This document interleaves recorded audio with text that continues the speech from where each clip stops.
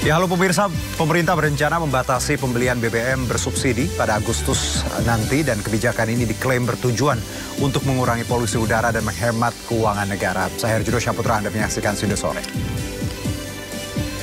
Tim DVI Polri berhasil mengidentifikasi 2 dari 3 jenazah korban longsor tambang ilegal di Tulabolo, Bone, Bolango, Gorontalo. Total hingga saat ini sebanyak 25 jenazah berhasil diidentifikasi.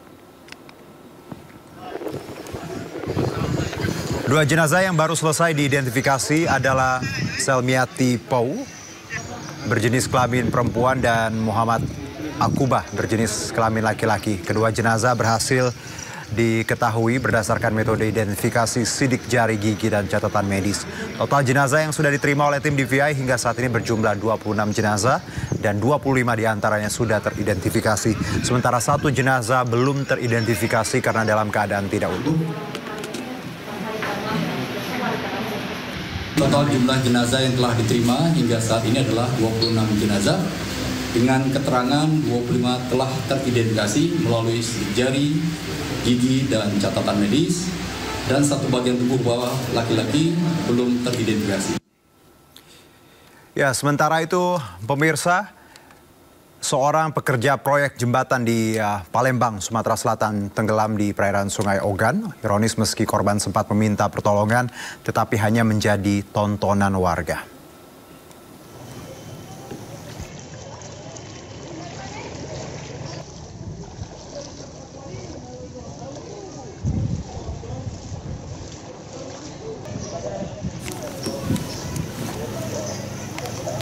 Baik, kita ke informasi berikutnya pemirsa. Banjir bandang yang menerjang wilayah Gorontalo semakin meluas. Akibatnya sebanyak 15 kecamatan di 3 kabupaten kota masih terendam hingga akses jalan terputus dan pusat perekonomian lumpuh.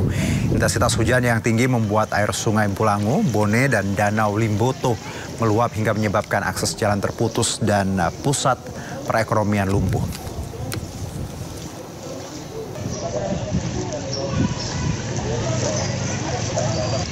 Seorang pria yang mengaku anggota Ormas marah ketika melawan ARA di Semarang, Jawa Tengah. Video ini viral di media sosial karena pria tersebut menendang mobil pengendara lain. Bapak ada tua loh, suamiku jawab suamiku loh. Iya, ini Ketua PP Kabupaten Semarang ya. Video perselisihan antara 2 pengendara mobil ini ramai di media sosial. Pasalnya pengendara yang melawan arah menendang mobil pengendara lain dan mengaku sebagai anggota Ormas. Kejadian ini terjadi di jalur 1 arah di kawasan Desa Kalongan, Unggaran Timur, Kabupaten Semarang, Jawa Tengah. Usai viral, pengurus pemuda Pancasila Kabupaten Semarang langsung menggelar klarifikasi. Pria arogan yang menendang pengendara lain ternyata bukan ketua Ormas. Dengan viralnya permasalahan ini, Mas Wisnu dengan tidak sadar mengatasnamakan Ketua Pemuda Pancasila. Itu memang bukan Ketua Pemuda Pancasila, cuman pengurus Pemuda Pancasila di Kabupaten Semarang sebagai BPH. Dan saya sangat menyayangkan, ini adalah untuk evaluasi kita sebagai pengurus Pemuda Pancasila. Jangan sampai ada terjadi permasalahan seperti ini. Dan saya untuk Mas Michael dan istri sekali lagi mohon maaf yang sebesar-besarnya bila mana ada kesalahan yang disengaja ataupun yang tidak sengaja. Kami sekeluarga besar Pemuda Pancasila meminta maaf yang sebesar-besarnya. Dari musyawarah warga, kita memang membuat rekayasa lalu lintas bahwa ada 1 jalan yang kita bikin 1 arah dan dipasang juga rambu-rambu. Harapan kami dengan peristiwa ini ya mungkin nanti pihak yang terkait bisa menjadi perhatian agar upaya-upaya pembenahan jalan dan infrastruktur yang ada di Desa Kalongan ini jadi lebih baik lagi. Setelah dimediasi oleh kepala desa setempat, kedua belah pihak sepakat berdamai dan tidak melanjutkan kasus ke polisi. Dari Kabupaten Semarang, Jawa Tengah, Lurisa Lulu, iNews melaporkan. Lagi-lagi warga negara asing berulah di Bali. Sebuah mobil yang dikendarai warga negara asing melaju ugal-ugalan dikejar puluhan pengendara sepeda motor di Denpasar. WNA ini diduga melakukan tabrak lari.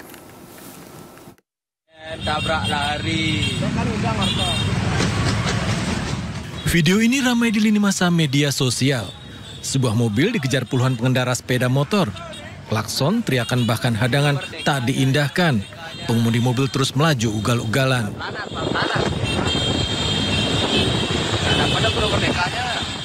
Mobil diduga menabrak pengendara sepeda motor, juga pengguna jalan lain. Namun ia justru melarikan diri, enggan bertanggung jawab. Mobil akhirnya terhenti di jalan bypass Sanur. Pengemudi seorang warga negara asing sempat menjadi bulan-bulanan masa. Bukan baru sekali warga negara asing berulah di Bali. Arogansi WNA berpotensi memicu konflik antara warga lokal dengan wisatawan asing.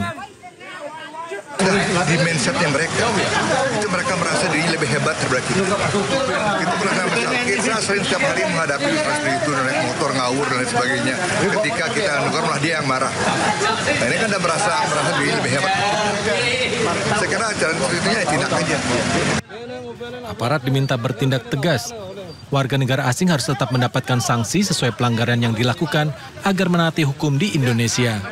Dari Badung, Bali, Bagus Alit, iNews melaporkan. Bahkan kepada termohon untuk melepaskan pemohon dari tahanan.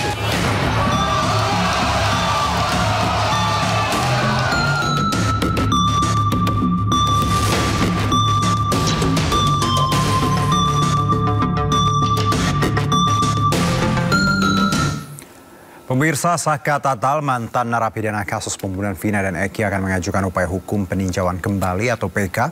Sementara mantan tersangka pembunuhan Vina dan Eki, Peggy Setiawan, menyatakan siap jika diminta bersaksi dalam sidang PK Saka Tatal.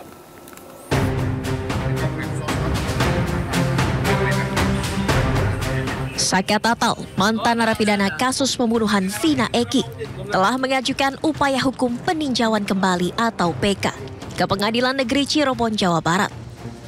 Saka yang telah bebas pada April 2020 lalu mengajukan PK sebagai upaya memulihkan nama baiknya. Sidang peninjauan kembali Saka akan digelar pada Rabu 24 Juli 2024 mendatang. Sejumlah bukti baru atau novum telah disiapkan tim kuasa hukum untuk memperkuat gugatan hukum yang diajukan pihaknya.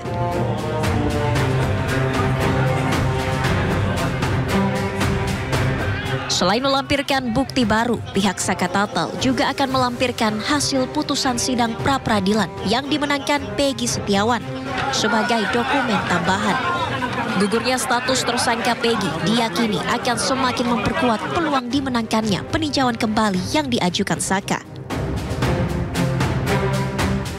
Saya menyerahkan novum itu mudah-mudahan akan membukakan hakim, bukan saja hakim pada PK Saka, tetapi hakim-hakim lain yang akan menangani PK terpidana lainnya. Karena di novum itu akan diperlihatkan secara nyata kondisi apa sih yang terjadi sebenarnya. Sementara itu, mantan tersangka kasus Vina, Peggy Setiawan, juga mengaku siap jika dirinya dibutuhkan untuk bersaksi dalam persidangan Saka Tatal. Jika memang saya dibutuhkan, insya Allah saya siap membantu. Namun selebihnya saya serahkan kepada kuasa hukum.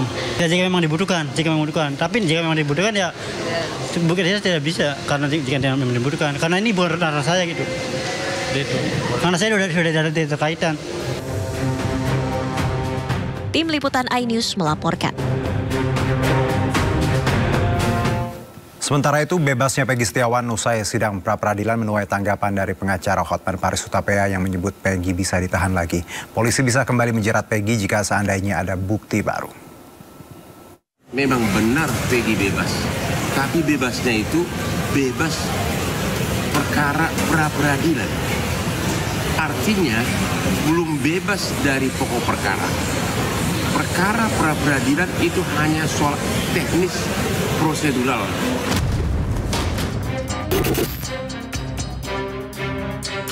Pengacara Hotman Paris Hutapea menyebut kemungkinan Peggy Setiawan bebas dari penjara hanya sebentar. Sebab menurutnya, Peggy belum bebas dari pokok perkara. Polisi bisa saja memanggil Peggy kembali sebagai saksi. Kemudian jika ada alat bukti baru, Peggy bisa saja jadi tersangka lagi. Kemungkinan pertama, penyidik kembali memeriksa Peggy dengan mengikuti hukum acara pidana yang benar, yaitu memanggil sebagai saksi, kedua menetapkan sebagai tersangka, dan kemudian melimpahkan ke kejaksaan. Itu bisa dilaksanakan oleh penyidik dalam hitungan hari atau dalam hitungan minggu berikutnya. Ya, contoh, besok-besok penyidik bisa memanggil Peggy sebagai saksi dan siang harinya bisa langsung ditetapkan sebagai tersangka, bahkan bisa ditetapkan sebagai tahanan, ditahan. Untuk itu, jika memang Peggy benar-benar tidak terlibat dalam kasus pembunuhan Vina dan Eki, polisi harus mencari tersangka lain dengan alat bukti yang kuat, sehingga kasus ini bisa menjadi terang benderang. Intinya permohonan pra-peradilan dari pemohon dikabulkan.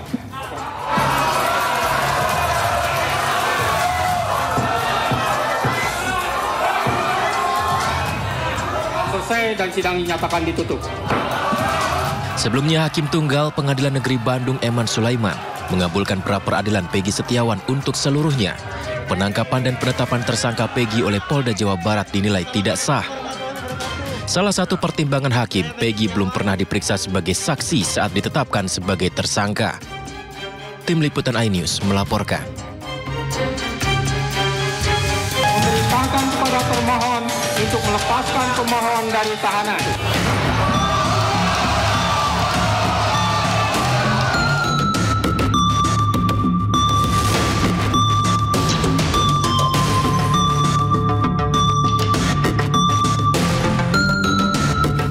Kekerasan terhadap wartawan kembali terjadi. Rumah wartawan di Deli Serdang, Sumatera Utara terbakar usai dilempar bom Molotov. Kami segera kembali.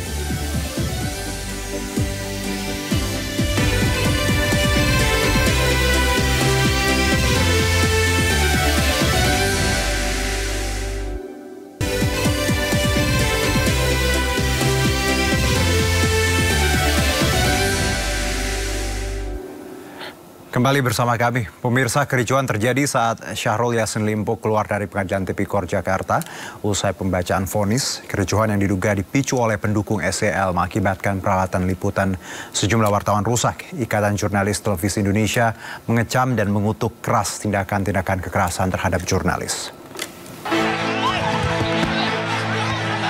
Kericuhan terjadi saat terdakwa kasus korupsi Kementerian Pertanian Syahrul Yassin Limpo hendak keluar dari ruang sidang.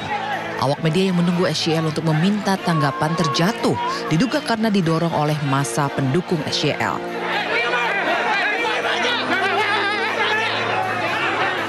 Massa meminta awak media untuk membuka jalan bagi SCL yang akan keluar dari ruang sidang. Namun permintaan dengan teriakan keras pendukung SCL memicu keributan.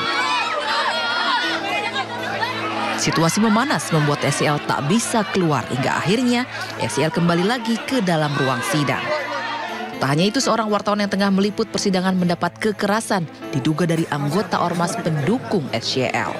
Dari video yang beredar, 3 orang mengejar dan menendang seorang wartawan. Tak terima dengan kekerasan tersebut, korban melaporkannya ke Polda Metro Jaya.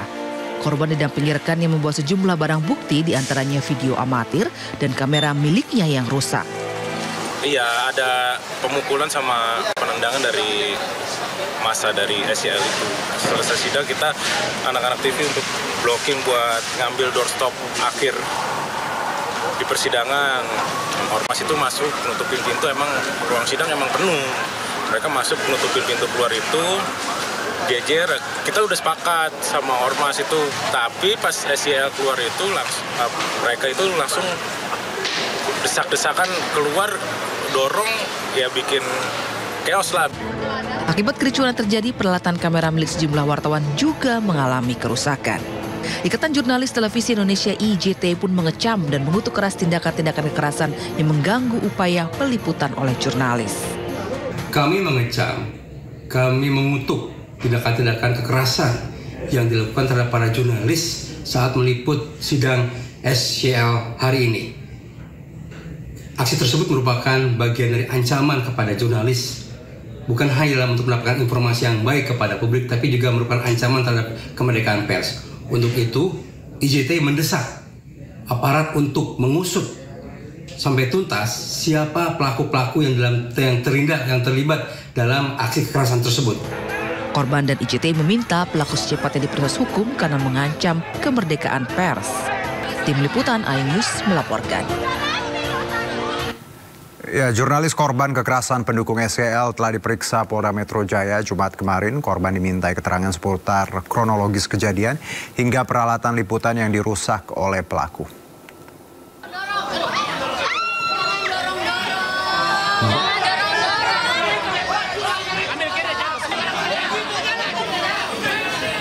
Bodia Vimala, jurnalis televisi swasta yang menjadi korban kekerasan, diperiksa selama 3 jam dan menjawab sekitar 17 pertanyaan dari penyelidik. Kepada penyidik, Bodia mengaku tak mengenal para pelaku dan baru mengenalinya saat melihat ulang rekaman video kekerasan. Selain memeriksa Bodia, polisi juga meminta keterangan 2 saksi lainnya. Jadi benar kemarin tanggal 11 Juli 2024 Polda Metro Jaya telah menerima laporan dari seorang laki-laki inisialnya BVS usia 32 tahun. Beliau mengalami dugaan peristiwa pengeroyokan atau kekerasan secara bersama-sama di muka umum terhadap orang atau barang. Itulah peristiwa yang dilaporkan oleh beliau, saudara BVS.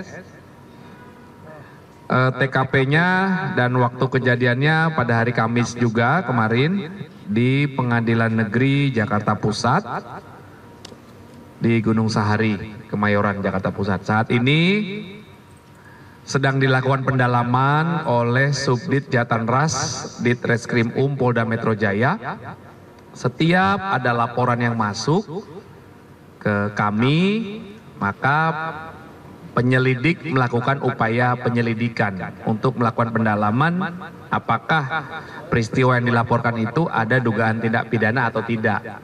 Yang dilakukan nanti adalah melakukan klarifikasi kepada pelapor, kepada saksi-saksi yang disajikan atau disebutkan oleh pelapor, kemudian nanti terlapor, ini terlapor dalam penyelidikan ya, dalam laporan ini terlapor dalam lidik, kemudian itu juga hingga olah TKP ya. Pada prinsipnya semua laporan yang masuk ke Polda Metro Jaya itu akan dilakukan proses, jadi mohon waktu. Keluarga wartawan yang rumahnya dibakar di Karo, Sumatera Utara melapor ke markas pusat Pos Militer Angkatan Darat atau Puspomat. Pihak keluarga menduga ada oknum anggota TNI yang terlibat.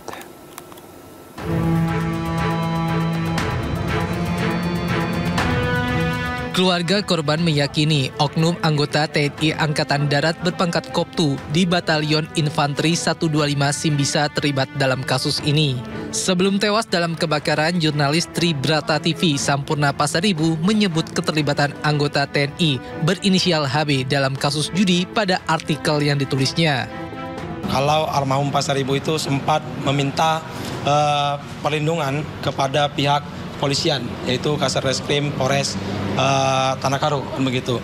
Ada juga percakapan kalau tentang adanya telepon beberapa kali dari yang kita laporkan ini, terduganya itu yang keterlibatan anggota TNI itu kepada Pimretnya untuk melakukan take down pemerintahan yang sebelumnya dilakukan. Ada 3 kali telepon, nggak diangkat, terus dibalas, tolong untuk dihapuskan, kira-kira begitu di percakapan itu dari Pimret. Menurut kita tim KKJ, sikap Panglima mungkin itu terlalu dini ya, dan itu memang harus kita klarifikasi kan begitu, bahwasanya kita menduga dari KKJ dan LBH menduga adanya keterlibatan TNI. Jadi dengan bukti-bukti yang kita bawa tadi, dengan adanya data dari saksi-saksi yang kita dapat kan begitu, ini yang meyakinkan korban untuk melapor ke Puspomat Angkatan Darat untuk mencari keadilan. Keluarga korban yang didampingi kuasa hukumnya dari LBH Medan berharap kasus ini segera diusut tuntas. Selain LBH Medan, keluarga korban juga didampingi perwakilan dari Komite Keselamatan Jurnalis LBH Pers dan Kontras. Tim Liputan iNews melaporkan. Panglima TNI Jenderal Agus Subianto menanggapi terkait dugaan keterlibatan oknum prajurit dalam kasus pembakaran rumah hingga tewasnya wartawan beserta keluarganya di Kabupaten Karo, Sumatera Utara. Jenderal Agus Subianto membantah anggotanya terlibat dalam pembakaran tersebut. Saya rasa dari Polri sudah mengatasi yang rumah wartawan dibakar itu sudah diatasi oleh Polri. Tapi ada keterlibatan dari anggota TNI prajurit Enggak ada. Ya, kekerasan terhadap wartawan kembali terjadi. Rumah wartawan di Deli Serdang, Sumatera Utara terbakar usai dilempar bom molotov. Dua pelaku yang melempar molotov diringkus.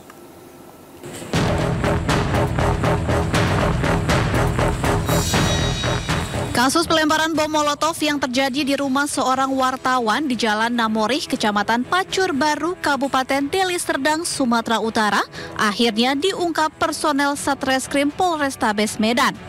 Dua orang pelaku berinisial FH alias Peker dan FS alias Daus diamankan polisi.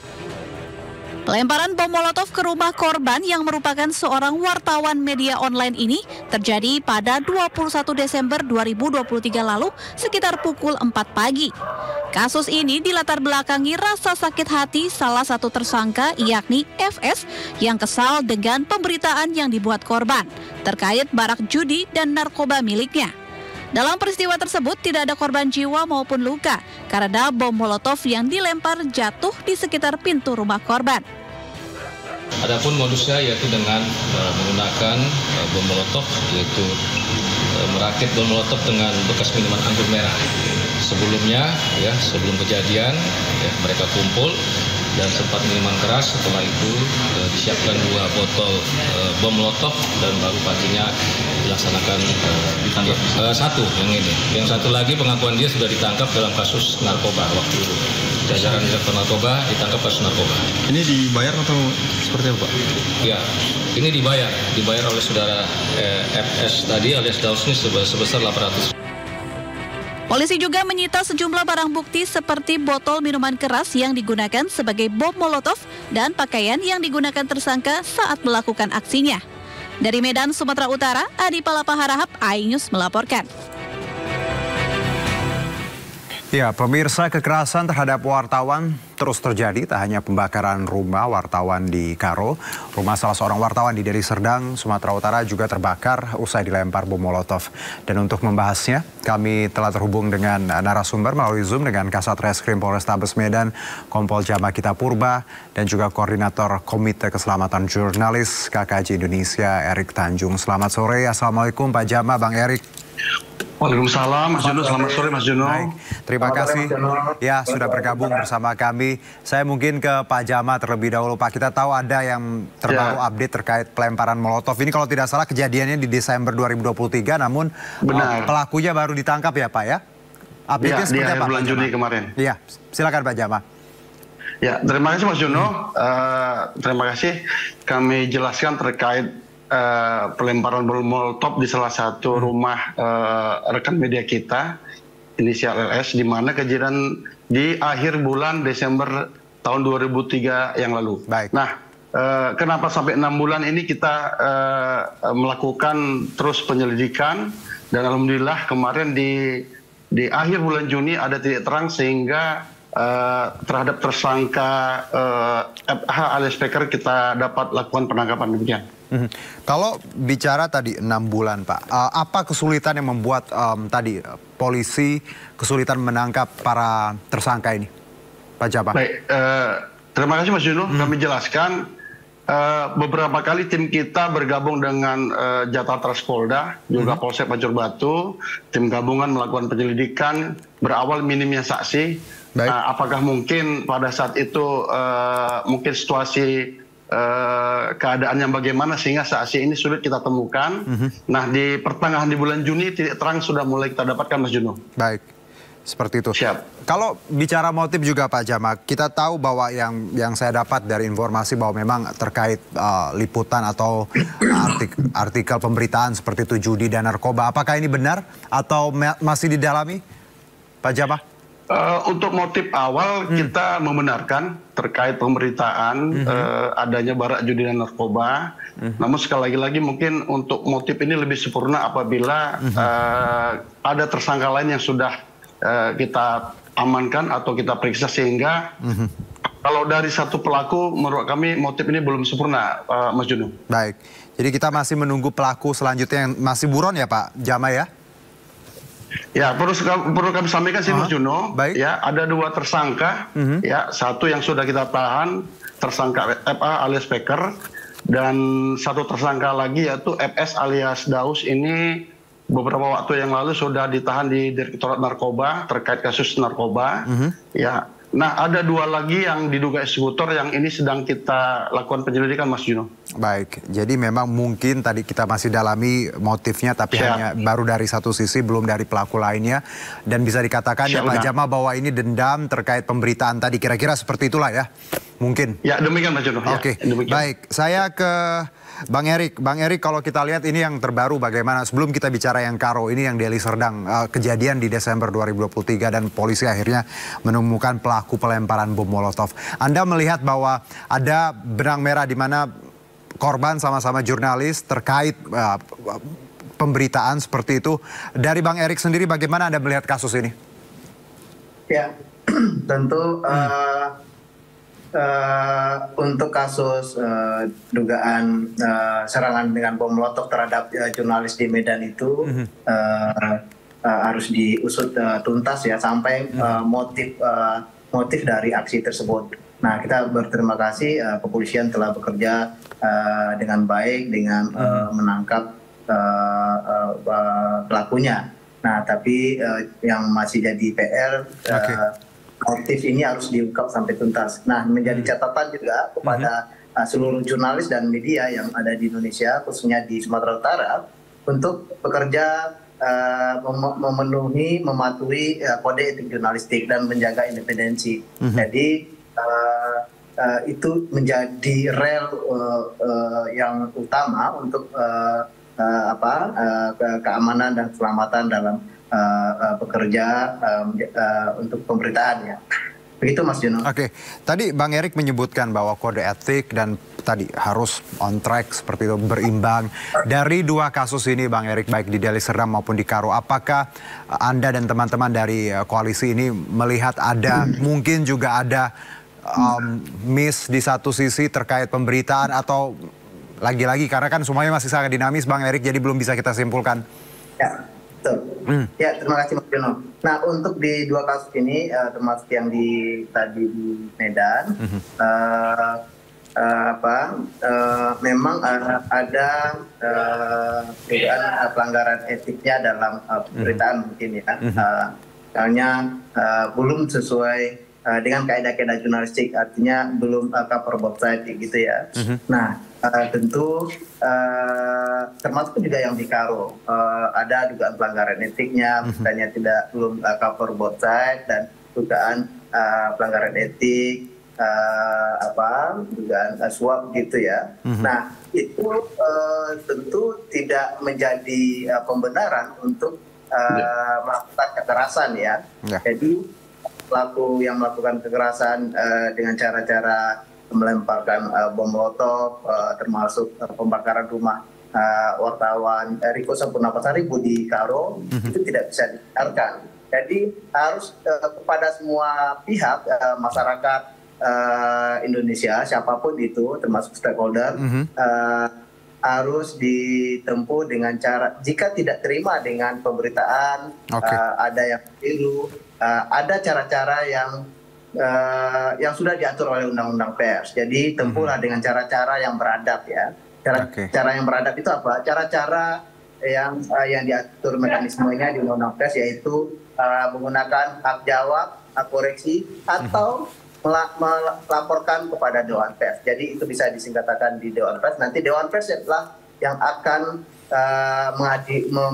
menilai dan memutuskan, memberikan rekomendasi persoalan itu. Oke, jadi untuk pihak-pihak yang misalnya lagi merasa dirugikan seperti itu dengan pemberitaan oleh media tertentu, bisa tadi mengajukan hak jawab atau koreksi. Nanti Dewan Pers juga akan memberikan bantuan, kira-kira Bang Erik seperti itu ya?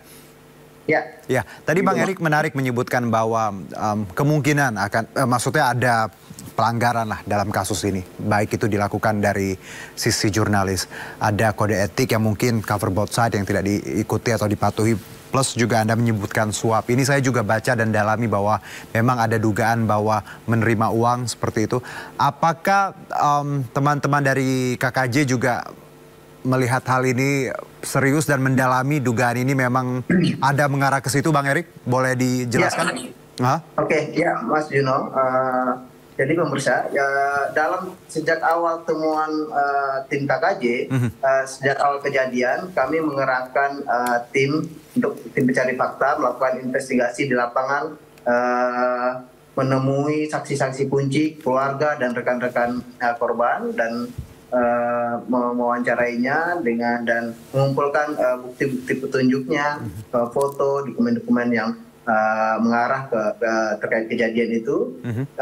Semua dari itu memang temuan kita sejak awal telah kita sampaikan ada dugaan pelanggaran etik di sini. Ya, misalnya soal pemberitaan yang dilakukan oleh Riko Sampurna Pasaribu terkait berita perjudian yang melibatkan oknum anggota TNI berpangkat Koptu berinisial HB di Kabupaten Karo. Nah itu secara pemberitaan kita memeriksa ada yang dilanggar secara kode etik jurnalistik, yaitu tidak cover both side, ya, tidak ada konfirmasi, tidak ada wawancara di sana. Kemudian dugaan pelanggaran etik yang cukup serius sebetulnya, yaitu dugaan menerima suap dari narasumber, yaitu Koptu HB tadi, seorang tentara tadi ya, Angkatan Darat, anggota batalion Yoni 125 Simpisa Kabanjahe. Nah, tapi tentu pelanggaran-pelanggaran itu yang terjadi jangan menyikapinya dengan cara-cara kekerasan. Jadi ada cara-cara yang lebih beradab seperti yang saya sampaikan tadi, yaitu gunakanlah hak jawab, hak koreksi, atau bisa disengketakan ke Dewan Pers. Dan selama ini setiap publik yang merasa keberatan melaporkan dan mensengketakan terkait pemberitaan ke Dewan Pers, rata-rata yang memang banyak dimenangkan adalah yang pelapor ya, pengadu dalam hal ini masyarakat. Jadi tidak selalu dari pihak komunitas pers yang diuntungkan dalam itu. Baik. Itu Mas Juno. Ya, Bang Erik, tentunya tadi perbuatan yang melanggar etik, misal cover both side, suap tidak dibenarkan, tapi kekerasan juga tidak dibenarkan dalam menyelesaikan masalah ya Bang Erik ya. Ada hak jawab, koreksi, jadi ini sama-sama kita kawal kasusnya. Kalau saya ke Pak Jama, kalau kita bicara mengenai kasus kekerasan terhadap, tidak hanya bicara jurnalis, tapi kali ini memang kita tahu ada dua kasus yang mirip terkait pemberitaan dan dua-duanya menimpa korban. Lagi-lagi kita dalami bagaimana motif dan juga penyebabnya. Tapi kalau dari kepolisian sendiri, Pak Jama melihat bahwa ada wartawan yang mendapatkan tindakan seperti itu yang tidak menyenangkan sampai hilang nyawanya. Bagaimana kepolisian melihat ini? Kalau tadi ada misalnya ada yang merasa dirugikan lalu mengambil langkah-langkah yang ini tentu tidak dibenarkan. Kalau Pak Jama sendiri melihat seperti apa dua kasus yang menimpa wartawan ini? Ya. Terima kasih Mas Juno. Yang pertama tentunya kan terkait judi dan narkoba ini merupakan atensi dari Bapak Kapolda ya. Betul. Jadi terkait pemberitaan apa yang dilakukan oleh rekan-rekan media, apa yang disampaikan oleh Mas Erik tadi kita sependapat sekali ya. Bukan dengan kejadian seperti ini yang jadi pembenaran, tetapi ada upaya lain seperti tadi mungkin ada hak jawab, hak koreksi, atau mungkin sengketa ke Dewan Pers. Artinya selagi ada tindak pidana terkait dua peristiwa ini, kami dari pihak kepolisian akan melakukan tindakan tegas, Mas Juno. Demikian. Oke, untuk kasus ini sendiri Pak, kalau kita tahu yang di Karo dan juga Deli Serdang ini, apakah pihak kepolisian juga tadi memang semuanya masih didalami? Hal selanjutnya ada atensi seperti apa, Pak Jabah? atensi ke kami tentunya kan bagaimana ini kasus bisa menjadi sempurna. Seperti yang kami sampaikan tadi, motifnya ini kesimpulan awal memang terkait pemberitaan judi dan narkoba. Tetapi karena kita masih melakukan pengejaran terkait pelaku lainnya, dengan harapan ini lebih sempurna lagi, Mas Juno. Sehingga kita tahu apa sih sebenarnya terjadi di Pancur Batu Deli Serdang maupun yang di Tanah Karo demikian. Kalau keterkaitan atau keterlibatan aparat, Pak, apakah ini juga pihak kepolisian melihat ada indikasi seperti itu atau ya kalau dari Jenderal TNI sendiri sudah membantah sebenarnya ada keterlibatan, namun di lapangan seperti apa, Pak? Kalau saya, mohon maaf Mas Juno, saya berbicara yang di Pancur Batu Deli Serdang. Sementara ini belum ada indikasi, namun mungkin kalau yang di Tanah Karo mungkin nanti dari Direktorat Krimum. Saya paham, karena tidak semua informasi harus dibuka di sini ya Pak ya, karena itu semua dalam proses penyidikan.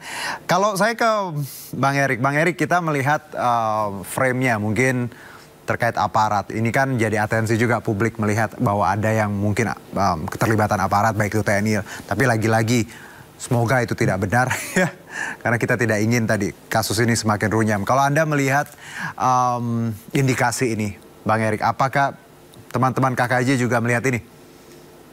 Ya, sejak awal dari hasil investigasi kami, tim KKJ di lapangan, itu memang mengarah ke ada keterlibatan, dugaan keterlibatan anggota TNI tadi ya, yang seperti yang saya sebutkan tadi, Koptu HB ya. Nah, makanya kami mendampingi keluarga korban karena dia tinggal di Batang Kara, bapaknya meninggal, ibunya, adiknya umur 12 tahun dan anaknya umur 3 tahun, dan dia merasa harus mencari keadilan untuk keluarganya, dan kami dampingi untuk bikin laporan di Puspomat kan, Puspom Angkatan Darat kemarin, dan sudah diterima oleh Puspomat. Oke. Begitu Mas. Bang Erik, satu mungkin kita bicara jurnalis dan profesi ini yang memang cukup challenging ya, menantang untuk digeluti, bahwa bisa kalau salah juga tentunya punya konsekuensi. Dari Anda sendiri, apa pesan Anda untuk para jurnalis di luar sana agar bila punya tadi merasa terancam atau punya hal-hal yang dirasa kurang nyaman, apa yang harus dilakukan agar tidak sampai hal seperti ini terjadi, Bang Erik? Oke, ya Mas Dino. Tentu kami dari KKJ, di dalamnya itu ada AJI, Aliansi Jurnalis Independen, ada PWI, ada IJTI, ada PFI, kemudian ada AMSI, jadi konstituen Dewan Pers di dalamnya, kemudian ada juga LBH Pers, YLBHI, dan Safenet, dan Amnesty Internasional ya. Nah, kami mengimbau kepada seluruh jurnalis di Indonesia dan media untuk pertama mematuhi kode etik jurnalistik dalam melakukan kerja-kerja jurnalistiknya. Kemudian menjaga independensi ya, jadi harus bekerja secara independen, dan tentu bekerja mengutamakan keselamatan ya, jadi harus safety ya. Jadi misalnya dalam peliputan demonstrasi atau bencana yang berpotensi berisiko cukup tinggi, itu harus utamakan keselamatan, harus safety ya. Begitu Mas Juno. Baik Bang Erik, lagi-lagi ya prinsip-prinsip kebaikan, cover both side ya. Tidak menerima suap, hal-hal ini kan memang harusnya jadi pegangan kita. Tapi lagi-lagi kekerasan ya itu bukan jawaban juga untuk ketika punya masalah ya Pak Jama. Saya terima kasih sekali untuk informasinya. Pak Jama juga selamat bertugas untuk rekan-rekan polisi. Kami terima kasih sekali sudah dibantu banyak. Ya. Sama-sama Mas Erik. Dan juga Bang Erik, sehat-sehat semuanya. Wassalam. Amin, amin. Waalaikumsalam warahmatullahi. Baik, kericuhan terjadi saat rapat paripurna DPD RI ke-12. Kami segera kembali.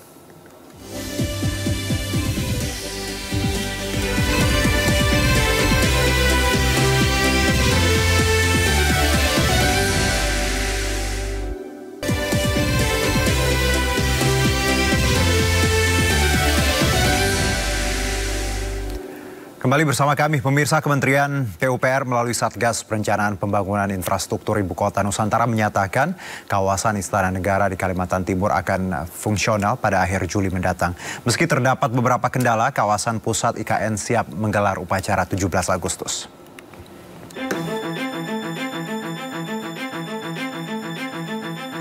Ketua Satgas Perencanaan Pembangunan Infrastruktur IKN, Imam Santoso Ernawi mengatakan IKN siap untuk menggelar upacara HUT ke-79 Republik Indonesia. Secara fungsional, kawasan pusat IKN sudah siap akhir Juli nanti, termasuk lapangan upacara yang sudah berfungsi 100%. Lapangan ini memiliki kapasitas besar dan dapat menampung 8.000 orang. Sedangkan sejumlah gedung kementerian hampir selesai dibangun dan akan siap digunakan fungsional secara bertahap. Meski demikian terdapat beberapa kendala, seperti akses penginapan menuju kawasan pusat IKN cukup jauh dan baru tersedia 200 kamar penginapan yang bisa digunakan. Sementara pembangunan infrastruktur jalan menuju kawasan IKN terus dikebut guna mempercepat akses dan mobilitas. Dari Jakarta, Jen Cahyani, Ari Setiawan, iNews melaporkan. Pemerintah berencana membatasi pembelian BBM bersubsidi pada 17 Agustus nanti. Kebijakan ini diklaim bertujuan untuk mengurangi polusi udara dan menghemat keuangan negara.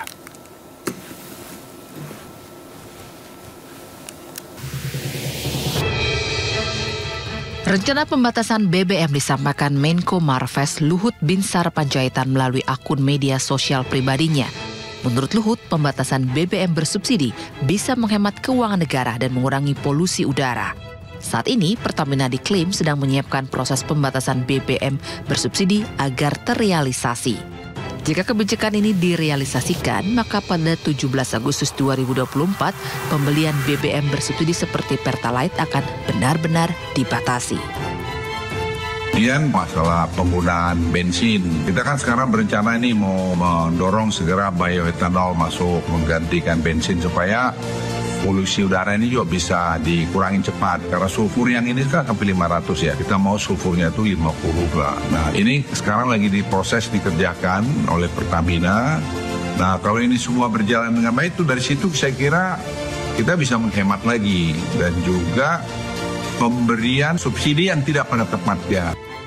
Di lain pihak, Menteri Energi dan Sumber Daya Mineral Arifin Tasrif membantah adanya pembatasan BBM bersubsidi mulai 17 Agustus mendatang. Namun, ia menyebut bahwa pembatasan pasti akan dilakukan guna memastikan penerimaan subsidi BBM tepat sasaran. Mempertajam dulu. Apakah mempertajam? Iya kan kita mau tepat sasaran, ini ya kan minta ini lagi diperdalam. Tapi untuk BBM yang mana sih Pak? Solar kah? Ya semua kan yang subsidi, ya kan yang banyak yang memang harus yang jelas kalau non subsidi kan enggak ada batas-batas juga Agustus masih belum ini kok kalian kok nanyanya kok. Pembatasan subsidi ini dilakukan demi penyaluran BBM bersubsidi tepat sasaran. Pemirsa, demi penyaluran BBM subsidi tepat sasaran, pemerintah mengeluarkan kebijakan di tahun 2024. Salah satu kebijakan yang akan diterapkan di tahun ini adalah pembatasan BBM bersubsidi. Pembatasan BBM subsidi Pertalite ini akan dimulai pada tanggal 17 Agustus 2024. Cara pembatasan BBM subsidi Pertalite adalah untuk mobil lebih dari 1.400 cc dilarang menggunakan BBM bersubsidi. Sementara untuk motor lebih dari 250 cc dilarang menggunakan BBM bersubsidi. Informasi ini bersumber dari susunan revisi Peraturan Presiden Nomor 191 Tahun 2014. Anggaran pemerintah untuk subsidi BBM dan LPG luar biasa besarnya, di mana tahun 2021 pemerintah menggelontorkan 56,9 triliun rupiah. 2022 anggaran hingga 149,4 triliun rupiah. Tahun 2023 138,3 triliun rupiah. Kemudian tahun 2024 menjadi 113,3 triliun rupiah. Sayangnya anggaran triliunan rupiah untuk subsidi BBM ini belum sepenuhnya tepat sasaran.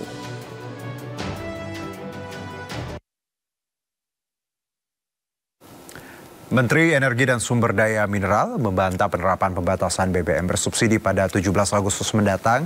Meski demikian, Arifin menyebutkan bahwa pembatasan pasti akan dilakukan untuk memastikan penerimaan subsidi tepat sasaran.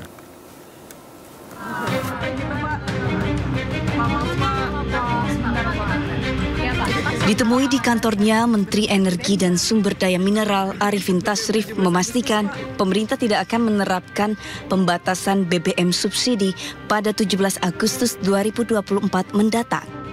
Arifin menyebutkan saat ini pemerintah masih melakukan pengkajian pembatasan BBM subsidi agar tepat sasaran.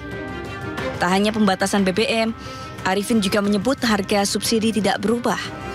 Saat ini disebutkan Arifin pemerintah masih dalam memperdalam rencana kebijakan pembatasan pembelian BBM subsidi agar penyaluran BBM tersebut bisa tepat sasaran.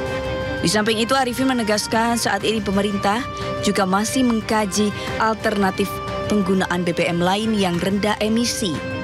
Salah satunya dengan peningkatan penggunaan B40 dengan bioetanol sebesar 40%, di mana saat ini pencampuran bioetanol baru 35%. Iya kan kita mau tepat sasaran ini ya kan, minta ini lagi diperdalam. Enggak ada batas-batas 17 Agustus, masih belum ini kok. Kalian kok nanya kok. Pak, revisi Perpresnya kapan Pak kira-kira terbitnya? Kan mau di ini dulu. Ya, Pak? Enggak, masih harus di antara 3 menteri kita baru ke perekonomian ya. Adapun sebelumnya wacana penerapan pembatasan pembelian BBM subsidi diungkapkan oleh Menteri Koordinator Bidang Kemaritiman dan Investasi Luhut Binsar Panjaitan. Dalam pernyataan terbaru, Luhut mengungkapkan bahwa pemerintah akan mulai menargetkan pengetatan pembelian BBM subsidi pada 17 Agustus 2024. Luhut menyebut pembatasan dilakukan untuk mendorong penyaluran BBM subsidi lebih tepat sasaran serta menghemat anggaran negara. Sementara beragam komentar berdatangan dari masyarakat jika BBM subsidi benar-benar dibatasi. Ini setuju-setuju aja ya? Setuju-setuju aja, tapi asal lebih tepat sasaran karena kan biar adil dan merata gitu sih menurut saya. Nah, seharusnya dari awal pemerintah harusnya mengkomunikasikan dengan baik kepada masyarakat dan juga mensosialisasikan aturan ini kepada masyarakat ya. Setuju. Ya karena untuk penghematan subsidi buat negara gitu hitungannya. Terus pembatasan subsidi itu buat benar khusus pada yang membutuhkan gitu. Karena subsidi itu selama ini nggak tepat sasaran gitu. Dari Jakarta, Tim Liputan iNews melaporkan. Kita ke informasi lainnya, pemirsa. Baru-baru ini publik diresahkan dengan viralnya sejumlah nama program dan aplikasi milik instansi pemerintah yang kontroversial. Ya, nama-nama program yang dianggap nyeleneh ini dibuat oleh pemerintah daerah, instansi BUMN, dan lembaga hukum. Singkatan yang dijadikan nama program serta aplikasi dianggap menjurus ke arah seksisme dan menimbulkan konotasi negatif. Hal ini pun memicu beragam tanggapan dari anggota DPR, akademisi, serta masyarakat.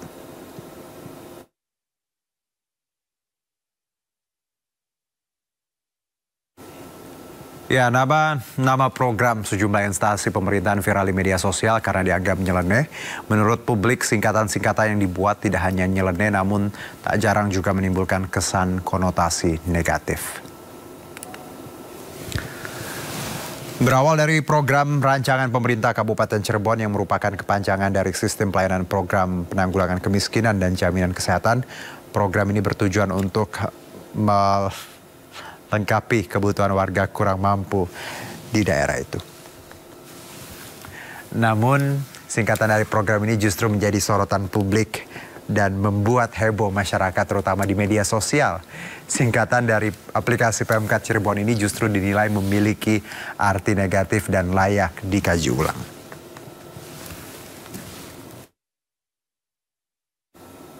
Dan selanjutnya, singkatan dari Sistem Informasi Konsultasi Hukum Online Pengadilan Negeri Semarang. Sesuai dengan namanya, program ini adalah rancangan dari pemerintah Kota Semarang. Singkatan tersebut disorot publik karena dianggap mirip umpatan dalam bahasa Inggris. Setelah sempat membuat ramai, PN Semarang akhirnya tidak menggunakan lagi nama tersebut karena dinilai mengundang kontroversi.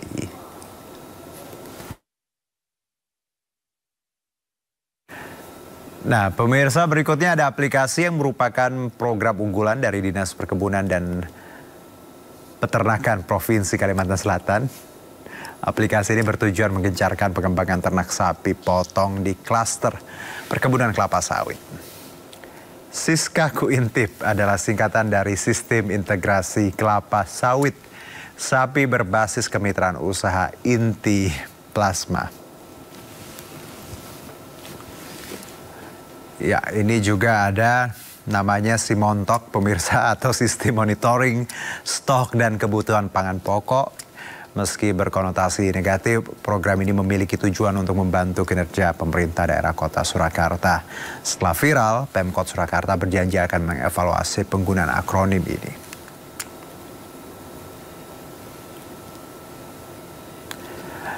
Kita lanjutkan ke aplikasi masyarakat berdedikasi memperhatikan angkatan kerja rentan atau disingkat menjadi Mas Dedi Memang Jantan. Nah, program yang seolah memberi arti jantan atau gagah pada pria bernama Dedi ini bertujuan untuk memberikan perlindungan pada pencari kerja sehingga nantinya bisa menanggulangi dan menurunkan angka kemiskinan.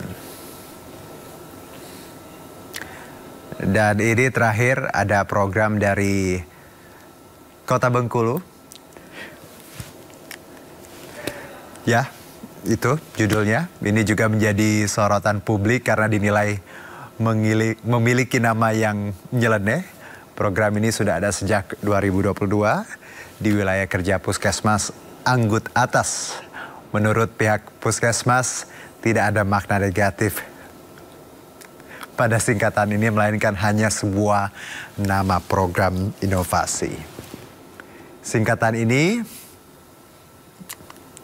bermakna jemput bola layani masyarakat.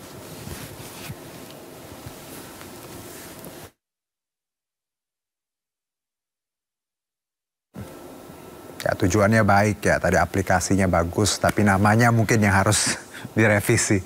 Dan kita beralih ke informasi berikutnya, pemirsa. Kericuhan terjadi saat rapat paripurna DPD RI ke-12 setelah hujan interupsi sejumlah senator menghampiri meja ketua DPD hingga mencoba merebut mikrofon.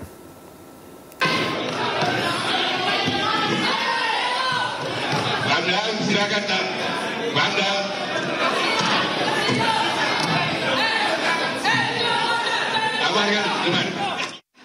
Inilah suasana kericuhan yang terjadi saat rapat paripurna ke-12 DPD RI masa sidang kelima tahun 2023-2024. Kejadian bermula saat Lanyala sedang menyampaikan penyempurnaan tata tertib DPD RI serta laporan hasil kerja pimpinan DPD RI.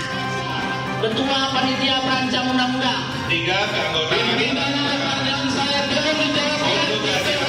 berdasarkan kesepakatan kelompok. Namun interupsi demi interupsi mulai muncul. Salah satunya disampaikan Senator asal Papua Barat, Philip Wamafma. Pengaturan tentang syarat pencalonan pimpinan alat kelengkapan DPD RI sama dengan syarat pencalonan pimpinan DPD RI. Lanyala sempat tak menggubris interupsi tersebut dan tetap melanjutkan pembacaan laporan serta draft tata tertib. Hal ini pun memantik amarah sejumlah senator lain. Mereka turut berteriak melayangkan interupsi hingga akhirnya menghampiri meja Lanyala sambil menunjuknya agar tak mengesahkan laporan draft tata tertib.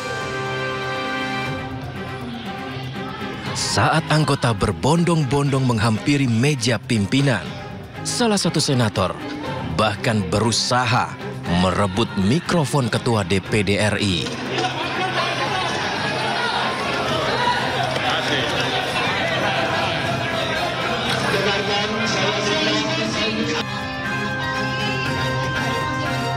Sejumlah petugas pengamanan pun kemudian membentuk barikade agar kericuhan tak semakin menjadi.